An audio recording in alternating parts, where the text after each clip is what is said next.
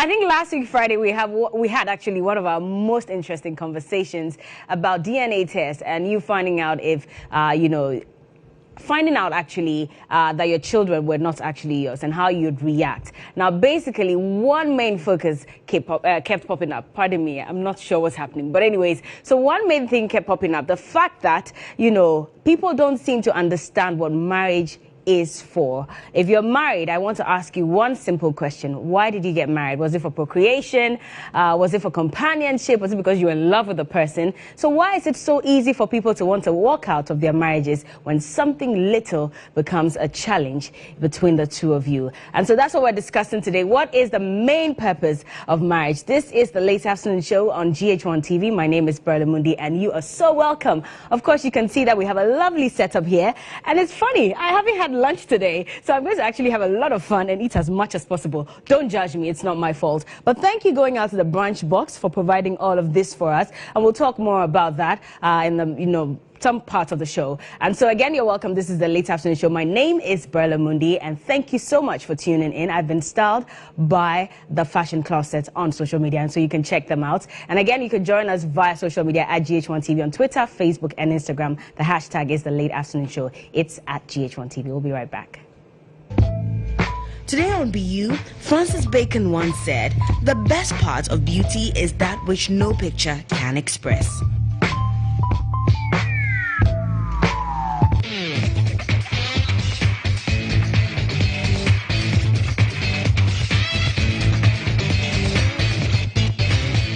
Today on Around the World, the Ashanti Regional Chairman of the Ghana Actors Guild, Bill Asamoah, on Thursday led a delegation to mourn with the family of colleague actor Abdul Nuruddin, aka Blinks, who was stabbed to death on Wednesday.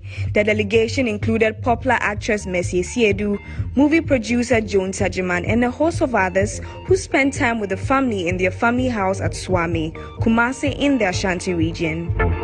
Moving on to a next story, Elom Adabla, better known as EL, has said that he has been supporting up-and-coming artists from a distance. According to the rapper, even though he has been away from the scene because of his bar tour, he recognizes the new artists and has been listening to them from afar.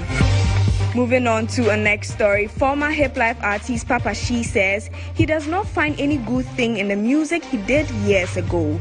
The Wonder Boy, who was behind hit songs like Konyon So, Ataje, Yasantwa, and Atipa in the mid-2000s. Papa She, real named Nanaya Akosa, is now an avowed evangelist preaching the gospel around the world. He said it all began in 2008 when he was nearly involved in a plane crash and his prayers saved all the passengers. Moving on to our next story, actress Lydia Forson has asked bloggers who do not understand her tweets to contact her so she can break it down to them in the simplest form. She said she made a post concerning a Twitter troll who was begging for money from her via her DM, but bloggers misquoted her and made her look inhumane. Reacting to the story sharing out of her tweet, Lydia Forson said, and I quote, "I would like to know where my tweets say I don't help needy people. See, I don't mind you making news out of the most unnecessary tweets. I understand the hunger, we all gotta eat. But don't put your own meaning to what I say. If it's the English, ask, I'll break it down." Moving on to our next story, Nigerian Afropop act and Kanye West signed artist Dapo Oyebanji, popularly known as D'banj, has signed on to global music powerhouse Sony in an exclusive, groundbreaking Pan-African strategic new deal.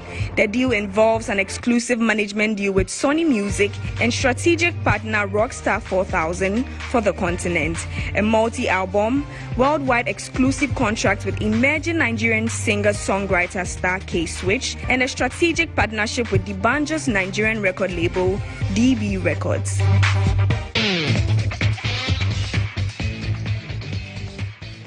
And that was Around the World. Again, this is the Late Afternoon Show. We're live on GH1 TV. If you just tuned in, our question simply is, what is the real essence of marriage? If you're married, why did you get married to your partner? Is it for love, for companionship, or for procreation? Let us know via social media at GH1TV on Twitter, Facebook, and Instagram. Remember, the hashtag is The Late Afternoon Show. Later on in the show, we'll allow you to call and also give us your feedback and opinions as well. Before I introduce you to my guests, let me just say again that our setup today with all the food that I'm going to enjoy is by the Brunch Box. We'll speak to the CEO in just a bit as she's one of our panelists for today. And so don't go anywhere. It's about to get quite hot in here. We'll be back.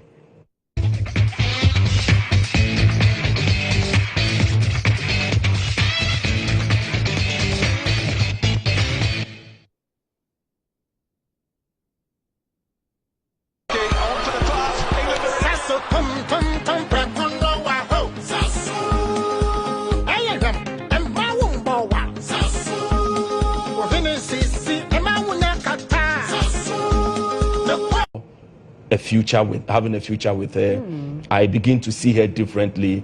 Then quickly I went to the United Kingdom, and then I have to propose and ask my parents to go and do everything. Then about 6-7 months, I brought her to join me in the United Kingdom. Oh, that's nice. So that's where you live now, or you're back home?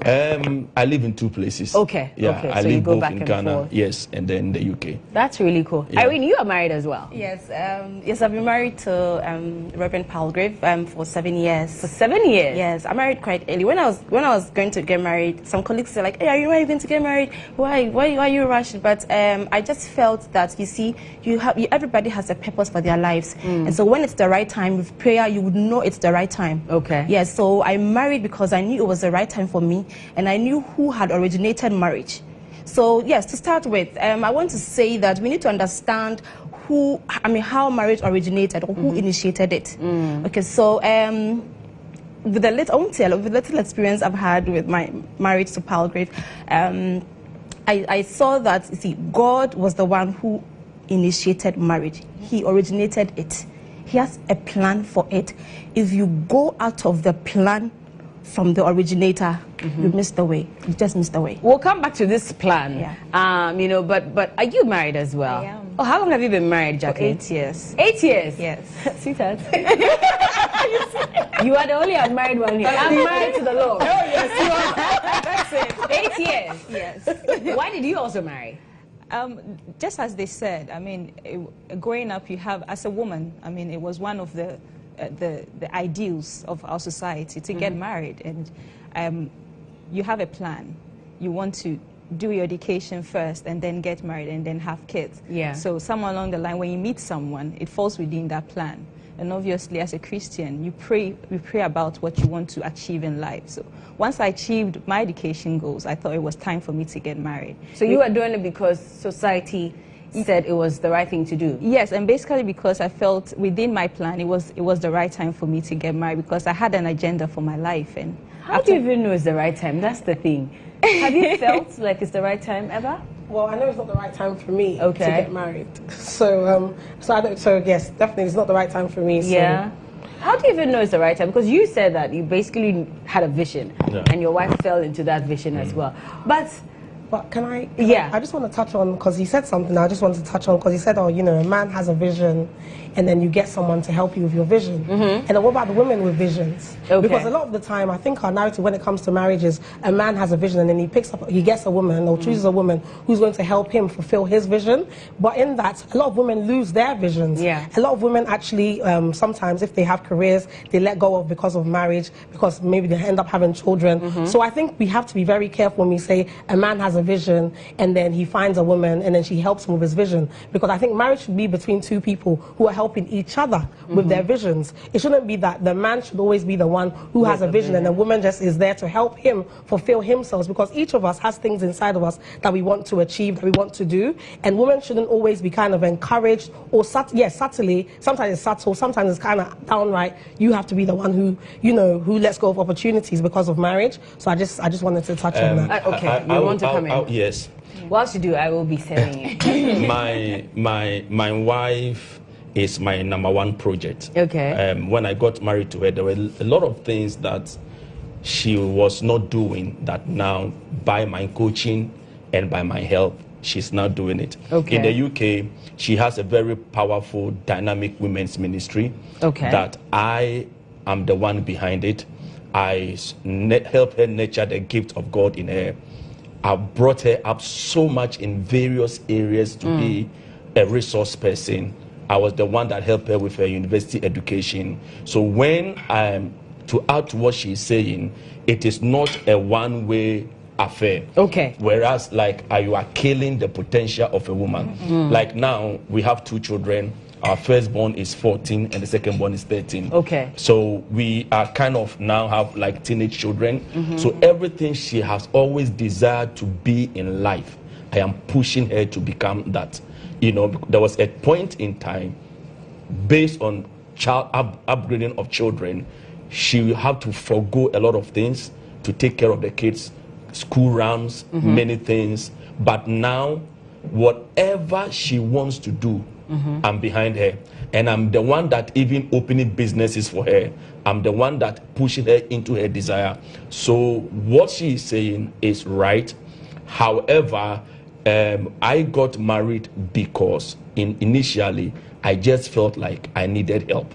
And she came in. And she was now, willing to help. Yes, and now I'm telling you, like tomorrow we're having a big event here in Accra. I'm the one behind it. I'm the one that took her to TV. She has a very powerful TV program, radio program and stuff like that. And I'm pouring everything. And this go out there to every woman. Before you even make a decision to marry a man, you want to make sure that this man is capable to bring the best out of you. How can you tell? Because I'm meeting a man today. Okay. I'm spending time with him. I can't tell what 20 years is going to look like with this man from now. Okay. So how do you know that this is the right person? And that's the Okay. mistake I feel a lot of people are making. I was fortunate to have dated my husband for 10 years before we got married. You dated for 10 years? Yes. You didn't get paid? So, wow. yeah, so 10 years? I knew who he was before Okay. I decided to tie the knot with him. And to be honest, like he's saying, my husband makes me a better woman. He has never stopped me from achieving whatever I want to achieve for myself. In any case, he refines my goals for me. He makes me refine the goals that I have for myself. Okay. I think I'm over ambitious, so he tries to, you know, draw me in and set realistic goals for my life. So I was lucky enough, I was blessed enough to meet a man like for that period before we got married, and he makes me a better woman. You are one of those lucky people. Yes. Irene. Yeah, there are women who are by God's grace, yeah, wrong one of man. the blessed, fortunate ladies to have been married after dating my husband for 1.5 years only. Okay. On the flip side, you did 10 years, I did 1.5 years. Yeah. So you were asking how you would know if this is the right person. How would you know if 20 or 50 years from now, you're not going to regret the Yes. decision you've made. Yes, thank you. You see, this institution called marriage is not a child's play. Yes. It is not. And so when you go in with a child's mindset, or you go in with mediocre mindset without going in with the prime rules that goes with this marriage, you mess up. That's why I said that in my previous submission. And so how would you know? You wouldn't know from the onset, no. It would be a lie if I tell you would know. If I knew that Palgrave would push me to my highest, I would be a liar. We met when I was in my worst state. We had just left a location from Malaika. Yes, so you know when you leave location, you look like you're all clumsy and all. That's when I met him, so you can just imagine. Yes. And so so with prayer and with gradually studying each other and with transparency. So when you meet the person and they're not transparent with you, you would know. You would see the red flags. Yes. One thing with us is that when we see the red flags, this is just listen. You can't sweep the red flags under the carpet. You lie bad. When you overlook them and you get into the marriage, that is when hell breaks loose and people think marriage is not sweet. Listen, marriage is sweet. There are some of us who are enjoying marriages, but because of previous mistakes that other people made while they were dating, the whole picture is painted as though it's the worst thing to happen to somebody to get married. No, not at all. So marriage is sweet. Yes. What are the stories you get from your married friends? Okay, but the thing is, I've most Ghanaian women that I know who are married well, if you follow what goes on, there's a lot of women's groups on Facebook, actually, secret groups on Facebook where women come in and they talk about their problems and stuff. And if you look at the kind of problems and the kind of issues that women are constantly talking about, it appears that a lot of Ghanaian women are in marriages in which they are very unhappy, they're unfulfilled, the kind of problems that they have because society places such a burden on them to be in a marriage regardless of no matter how bad it is, will tell you, oh, keep praying, it's going to be better. And it makes them feel unhappy, and the only outlet they have is sometimes these secret groups on Facebook where they make an anonymous post to talk about their issues, because we're not having, we make marriage such an important thing for women in a way that we don't do for men. So until we start doing that, so when I'm so happy that you meet, you found men who support the things you want to do, but a lot of men don't support their wives. They actually hold them back. They have careers. Like there's some people, there's a married couple, two of them doctors, and when they have children, it's like, oh, you're the woman, so you stay at home. So all of a sudden, she's gone to, medical school, and for what? Just to bring up children. I'm not saying that if you want to do it out of choice, that's absolutely fine. Women can choose to stay at home and look after their own children, but it shouldn't be something that society imposes or a husband imposes on a wife and says, well, I'm going to chase my dream while you stay at home and look after kids. I'll open a store for you in front of the house, and and it's like, then we just shut women down, their achievements, everything, all their aspirations. So I just want a lot of women to actually, when it comes to marriage, be very careful. When you're dating a man, I feel like a lot of the time you can tell whether he's supportive or not. You want to go to, I want to do this course, what do you think? No, don't do it. No, this and that. Oh, there's women who want to go for a PhD, and a guy while they date will say, if you're going to do the PhD, media, I'm going to get married, I don't have time to wait for you to do your PhD. Red flag. But some women will actually give up on a PhD just to get that ring. Of course, if you marry that man, what do you think is going to happen? If you're dating him and he's telling you, don't go for the PhD, what do you think is going to happen when you get married? You're going to say, oh, now you can go for the PhD. Of course not. So a lot of women should not be so desperate for the ring that they like you said, ignore these red flags and think, suddenly I'm going to pray out of this problem. You cannot pray yourself out of this. If a man is selfish, you cannot pray yourself out until he's ready to change, because change comes from within. You cannot pray someone into changing. They have to change because they want to. Dr. Ayi, let me bring you in here, because she talked about red flags. She also did. What are some of the things that you should look out for? We eventually come to the purpose of marriage, for those of you who are waiting for that, but at least we need to build it to that point. What are some of the things you should look out for that should tell you that, okay, maybe this person is not the right person for me, or is the right person for me? There are what I call indicators for a marriable man or woman. Indicators. The first indicator, if somebody is worth marrying, is number one, does he fear God? The fear of God must become the bedrock of the life of the person. If it's a man, a lot of people will not agree with you, right? Okay. Yes. Because those who fear God, I'm coming. I'm going to give you. You're asking me. I'm going to give you a list of things that you must look for. I will write it down. Number one, fear of God. Okay. Number two, has the person got a vision in life? The man has a vision in life. Number three, is he a matured man? Because marriage is not for boys and girls.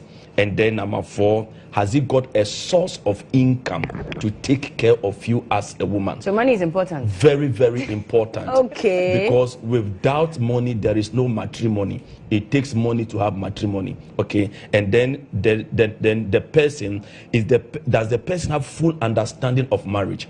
A biblical definition of marriage is a divine institution established by God between two free moral opposite agents that provide love, support, acceptance, and security, and make a commitment for a lifetime living. So has the person got a full understanding of marriage? So you have to check if the man has got a full understanding of marriage. And there again also, this man that I'm talking about, does he understand the composition of a woman? 1 Peter chapter 3 verse 7, the Bible says that every man should learn to dwell with the wife according to knowledge. Women are the most complex entities and the most complex human beings I've ever come across. To stay with a woman alone is a university on itself. To stay with a man because you need to understand the moods of the woman, the mannerisms of the woman, and many men, they don't take time to understand their wives. And because women are very complex, if you give a woman love, you have tranquility. If you give her trouble, you have tribulation. If you give her a seed, you have a pregnancy. Whatever you give to a woman, they will give it back to you, pressed down, shaking together, and running over. They will pour back to you. So men don't understand. Let me just give something 1 minute. When I saw my wife, I used to preach in their school, and after preaching, we can engage conversation 2 hours, 3 hours, 4 hours. Then I will say, Brenda, you know what? Yeah, there's something I need to tell you. That was back another 2 hours of conversation. Then we've gotten married. We've been on honeymoon. I've pressed what I'm supposed to press, sack what I'm supposed to sack. Okay. I've done everything I'm supposed to do. PG. I've done everything. Yeah. Then you realize that feeling will start evaporating. So you find out that love is not a feeling. Love is a doing word. Okay. At a point in time, there is something a man must consciously do that demonstrates love towards a woman. Okay. And if a man does not do that, and you think love is the crucified word, that is sex word, you will not be able to actually love your wife. So I have to go back to find out, what can a Christian young man like myself do to show that I love my wife, not just the feeling. Oh, honey, I just, no, at a point in time, I'm telling you, all those things disappear. Not really. You don't agree? I agree. I'm saying it goes way beyond just Yes. So Okay. there are things. So I found out that I have to learn how to love my wife. And what I saw was beyond sex. What was it? Yes. No, I can't talk. I mean, Okay, so just to add to this, see, marriage is hard work. Yes.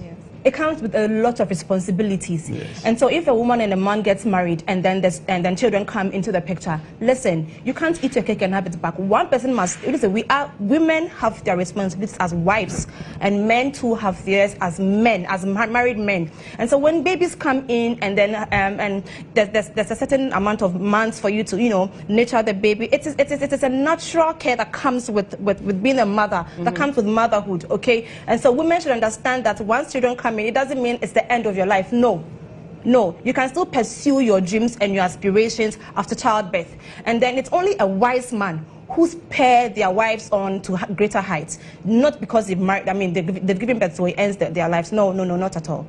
No, I just wanted to mention that. Yeah. Okay. You wanted to come in at a point. Because, he said women are complicated, the most complex, the most complicated. Human beings are complicated. Human beings are complex. Men are complex. Yeah. Men have mood swings. So I just want to kind of disabuse this whole idea that women are the only ones who have mood swings. A man can come into the house one day, he's in a bad mood. Yeah. In the morning, and there's nothing that you've done. Yeah. So emotions are human. Every human being has them. So let's not make it to seem that women are, this special type of emotional, because emotions are human, are human. And it's just because the reason why you tend to see women display more emotions is because it's socially more acceptable. Because we tell boys from a very young age, hey, Kofi, memensu.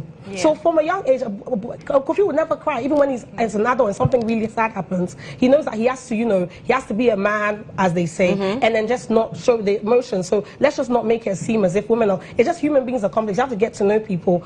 From both sides, we all need to work together to try to get to know each other and understand each other, when we're down, why we're down. Try to, that relationship should be there. It shouldn't just be that, women are complex because they're not. Exactly. One of the things I'd want to point out is that many African men don't know how to love their wives. Absolutely. Many African men absolutely are just ignorant about walking in love.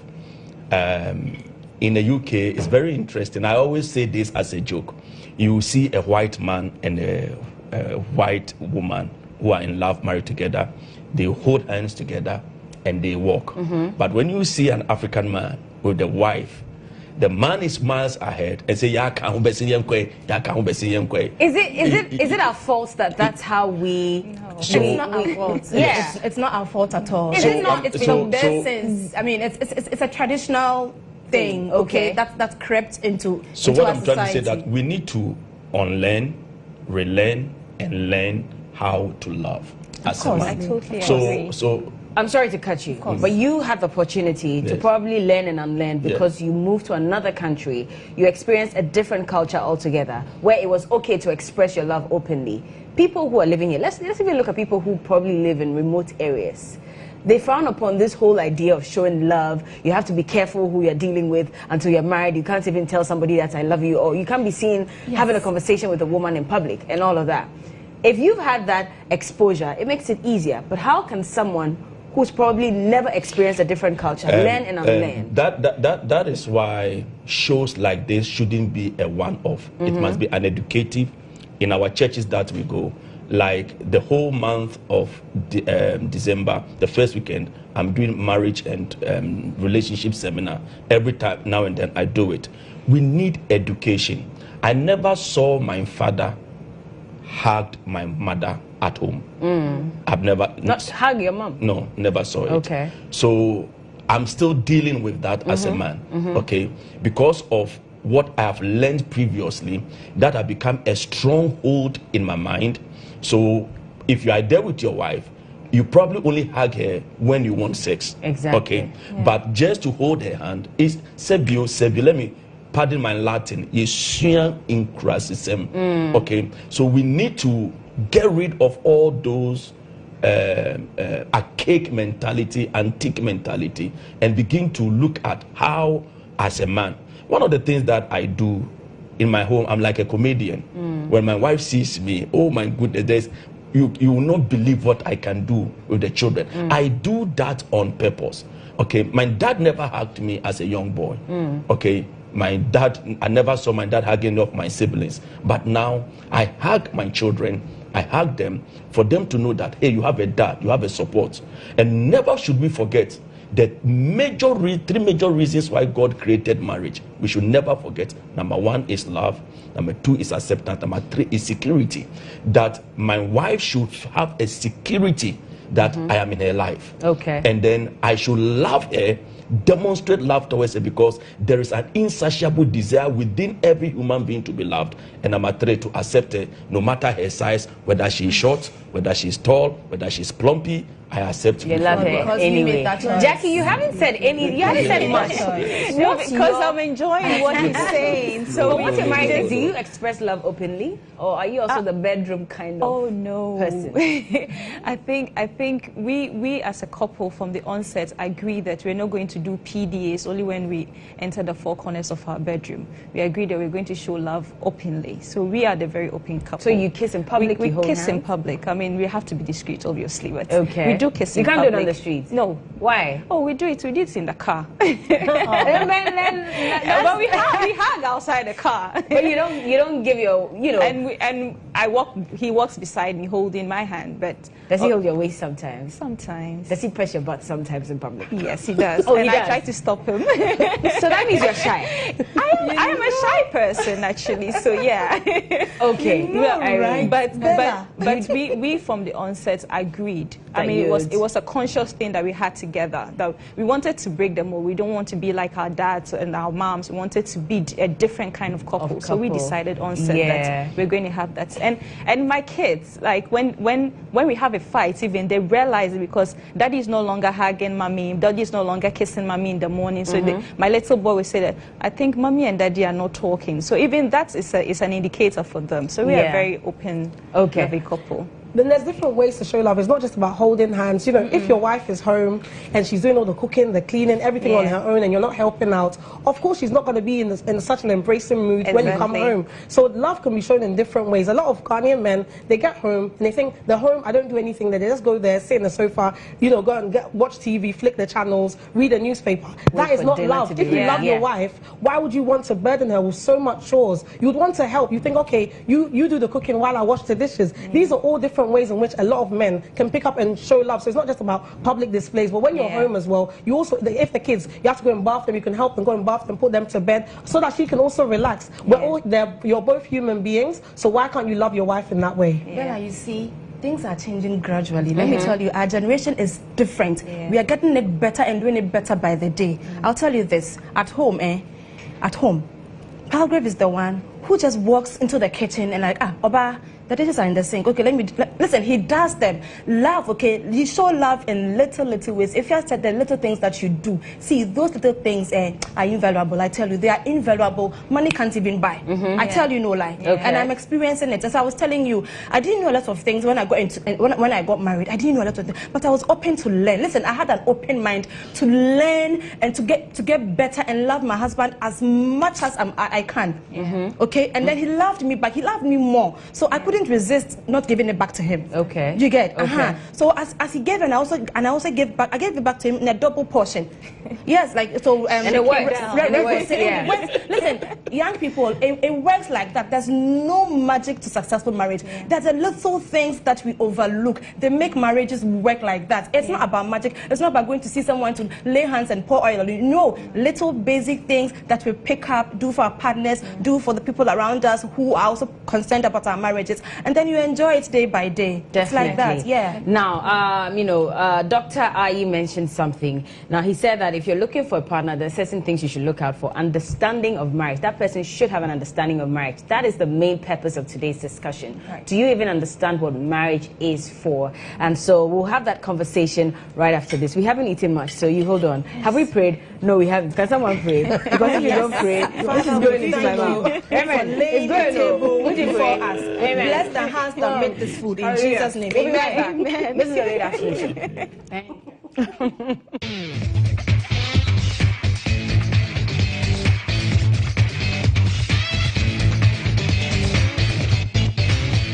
People get married for companionship, but like as in this modern world, people get married for money. Marriage, it's both for procreation and then companionship. It depends. Some people get married for companionship, others for procreation. It depends on what you really want to have, because basically in African society, when you get married, everybody is looking forward for you to bring forward children. So I think in African setting, it's basically for procreation. People have their different perception as to why they get married. I will get married because of companionship and not possibly for procreation, because some people get married and then they decide that they don't give birth but they will adopt children. So it depends on your individual interest. Yes, it has.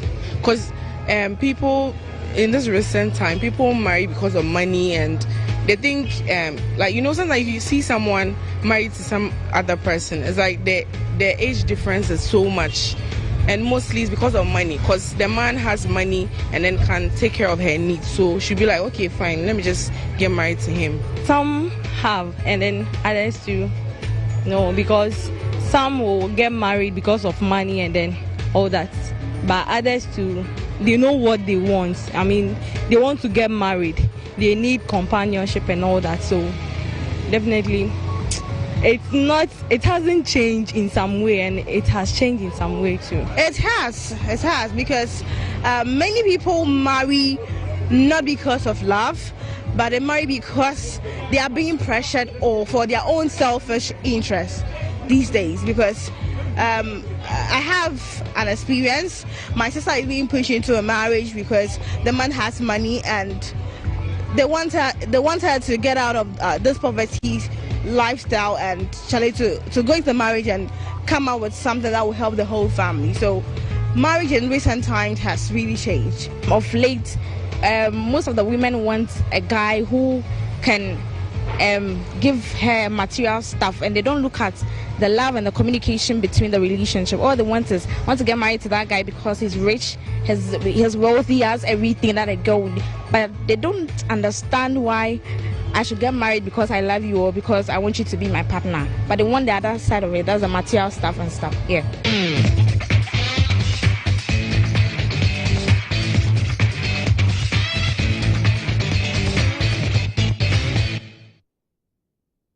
A contractor seeking for solutions to your construction works? Are you a business person looking for a business opportunity? Relax, for the 6th Ghana International Build International Trade Exhibition Fair offers you this great opportunity. ST Shipping Company and Star 103.5 FM presents the 6th Ghana Build International Trade Exhibition. The event will be packed with over 108 exhibitors from Turkey and United Kingdom, with over 5,000 investors and businesses from across the globe for partnerships with new methods, innovations and technology in construction on display. Diplomats and government delegations will also be in attendance. Date 19 to the 21st of November 2018 at the Accra International Trade Fair Center. Special guest of honor, Honorable Samuel Atachia, Minister of Works and Housing. Chairman Nana Dr. Apieje Danka-Woso I, President of the Ghana Chamber of Commerce and Industry. Guest speaker is Honorable Carlos Ahinkra, Deputy Minister of Trade and Industry. Call 0555 077 420 or 0501 507 789 for further information. The 6th Ghana Build International Trade Exhibition is proudly brought to you by ST Shipping Company and Star 103.5 FM.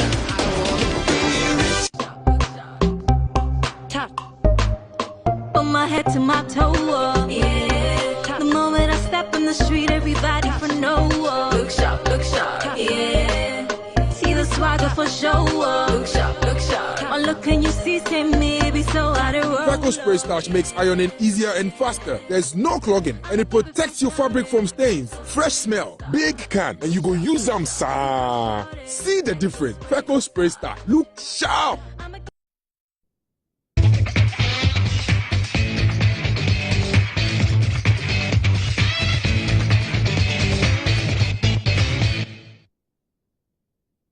Hold on, wait. Let me look like I'm a serious person on TV.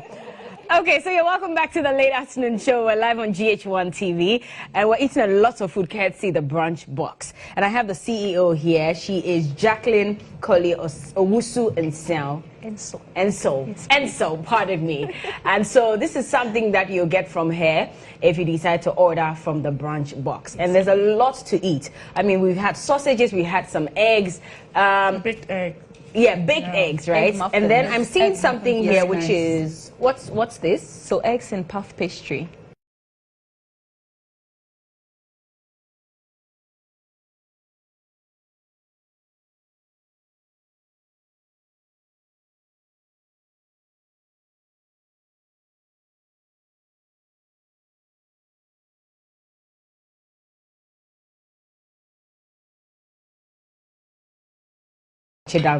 She's a media and strategic PR planner. And then also I have Felicity Nelson. She is a gender activist. Of course, I am Bella Mundi, and I'm the one here to eat all the food. And so please don't hate. Like I said, you can send me a message via social media. I probably will pass you something via social media. But basically what we're discussing today is the purpose of marriage. We started by asking, why, our panelists here are married. Felicity, by the way, is as single as I am. She's still searching. She's made herself a gender activist. Do you know that the men are usually... Please. The kind of man that I want is going to be a feminist, so that's fine. There's feminist men out there, so I'm okay. The ones who are non-feminists, I'm not interested in anyway, so they can keep them. Interesting, wow. Really? Yes. Okay, no problem. But yes, so the purpose of marriage is what we're discussing now, because like Dr. Ayi mentioned earlier, if you're looking for a partner, there's one of the things that you should look out for is someone who understands what marriage is all about. Yes. So let's talk about that. What is marriage for? Irene, you started this discussion last week where you said it's not only for procreation. Yes. I thought it was in the Bible that you should marry and have kids. No. And multiply. That's not what God said. Okay. Okay, so when you read Genesis chapter 2, verse 16 onwards, you would understand why God created marriage. He created marriage because he found loneliness in the garden. Listen, Adam was lonely. Adam was very lonely. So he went ahead and said, it is not good for man to be alone. And so because of this, I'm going to create for him a helpmeet. Then he took a rib, created Eve, created a woman, then she didn't have a name, put a rib there and breathed the breath of life into her. Okay, so then they got together. Adam saw her and said, this is the bone of my bones and flesh of my flesh. I'll call her Eve. So Adam actually named his wife Eve. And so number one, I see that marriage is for companionship in the first place. Okay. Yes, in the first place, it is for companionship. And then also for to bring glory to God, because God initiated this. God is the originator of marriages. And man has no business with how marriage came into being.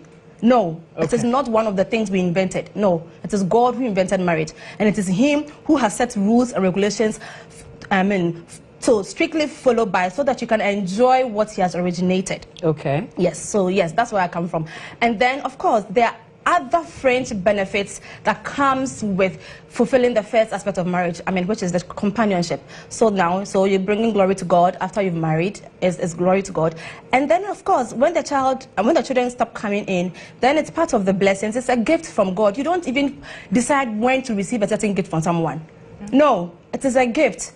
So when I got married, honestly, between God and man, I didn't even think of children.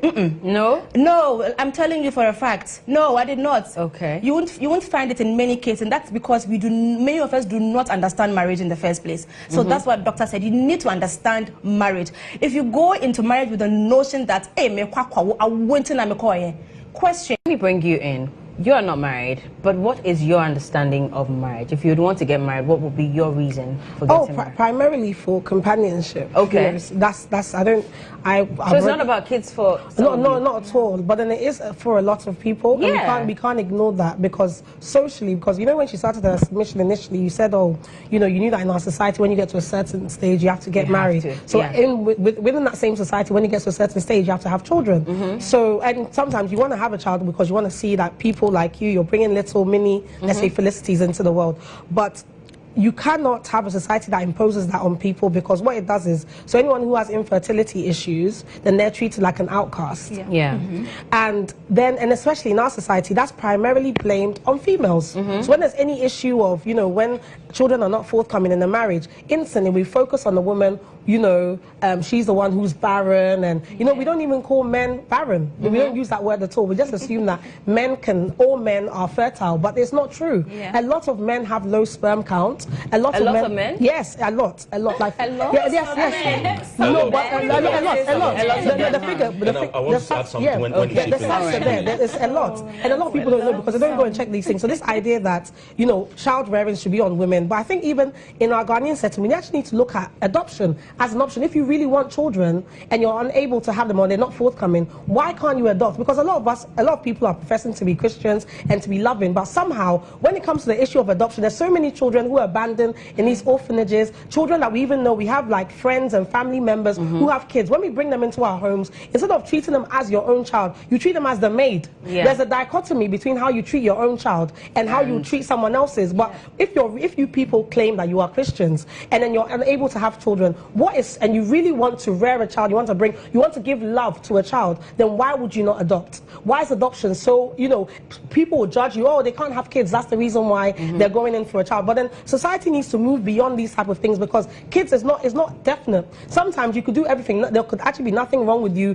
physically, and you guys have no problem, but the children are just not forthcoming. You could be married for 40 years, no children. Sometimes some people go off and marry different people, and then they have children sometimes. You just literally never, it's not guaranteed. So we can't have, so this expectation is unrealistic. It's an unrealistic expectation, and we must step away from it and stop putting people under so much pressure. So many pastors are actually capitalizing on this desperacy, and they're making money from this, because they give you, take this oil, take this, let me rub your belly. Some pastors even sleeping with the women in the churches, and the women are so desperate because society's like, you've been married for 5 years, and everyone sees you, and people need to stop this as well. Stop seeing couples and asking, when's the children coming? It is wrong. If you don't understand what's going on in people's homes, what makes you think that is acceptable for you to ask them when they're having children? They will have children. When they have children, you will know. No, you will see the children. Stop asking. I feel you said you wanted to touch on that briefly.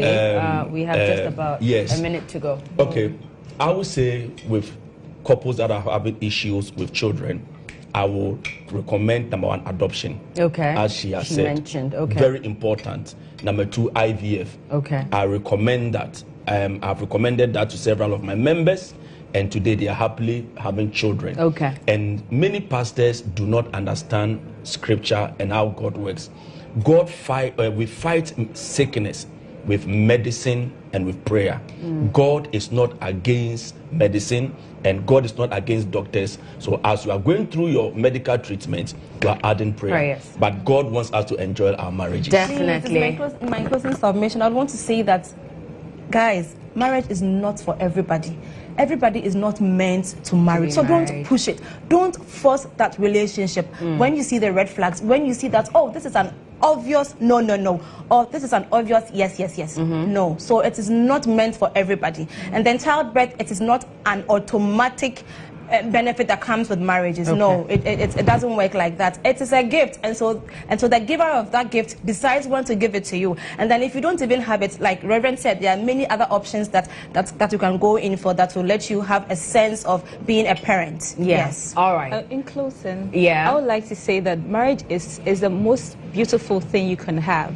But it's also one of the difficult relationships you have to deal with. And to love someone, like Reverend said, it's a conscious effort. It's not just saying it, you have to do it. And if you want your marriage to last that long, then you have to constantly, every day, every single day, act it out. And yes, if you want to surprise your partner, you have to love your partner in different ways. You can order the brunch box. So dear men who intend to want to marry me, you'll have to be calling Jackie all the time because I'm enjoying myself. Jackie, when did this start for you? It started 2 years ago. So I started with a friend actually, but we stayed together for 3 months and we went our separate ways. So 2 years ago, and we've been at it. And so is this your main job? It is. Okay. It is. What were you doing before? I used to work for an NGO, an energy NGO. I'm a renewable energy policy analyst. Okay. So, this is like a total. Yes, it's a total shift from what I used to do. So I had my first son. And obviously, there were issues with formal work and making time for my baby. He was falling sick all the time. So I decided to quit and stay home. And I had my second son, and after a while, I got bored just staying at home. And it's my hobby. This is something I used to do, like, for the family. So what is your hobby? That means you make the food yourself? Yes. Cook. So I cook as a hobby. Yeah, for fun. Yeah. When you find me at home, I'm constantly watching cooking shows. So I said, why not make a business out of this? So I started with a friend, and then she left, and then I picked it up. Continued. Yeah. So if I want to order, do I get to choose what I want from you? So we have different packages for the breakfast. We have different packages. So you call in, we'll give you our packages, and if there are any add-ons you want, we'll gladly add on for you. That's lovely to know. And so yes, it's all about the brunch box today, and I'm enjoying myself. Except that my guests didn't really want to eat. Do we still have time? We have 3 minutes more. Wait, I must cut cake for everyone. Cut cake. Listen, or maybe I should pass it round so you all enjoy it. Please go ahead. Felicity, we are not dieting today. No, please relax and eat. She is not. Which one do you want? I don't know. I'm keeping this one. I'm keeping the fresh yogurt. Thank you very much. So you can go ahead and enjoy yourselves. And I know that my gentlemen in the studio, like 1,000 people in the studio right now. Yes, usually, we'll when we are not discussing anything related to food, you'd find only one person in the studio. But today, there are like 10 or 15 of them, and so we'll have fun. But thank you all so much for tuning in. The repeat is at 10 p.m. right here on GH1 TV. It's the Late Afternoon Show. On Monday, we have an interesting topic coming your way, 4 p.m. live, and then the repeat is at 10 p.m. So again, my guests for today have been Felicity Nelson. She's a gender activist. We also had Dr. Philip Ayi. He's a counselor and a pastor. Thank you so much for coming through. We have Irene Palgrave Boache Dankwa, and she's a media and strategic PR planner. And finally, Jacqueline Koli Owusu. And so, she's the CEO for the Brunch Box. Thank you all so much. It's been a very fun conversation. My name, by the way, is Bella Moody. Special thanks going out to the Ultimate Closet GH for my outfit, to all my hair, and of course to you for tuning in as well. We'll see you on Monday. Have a great weekend.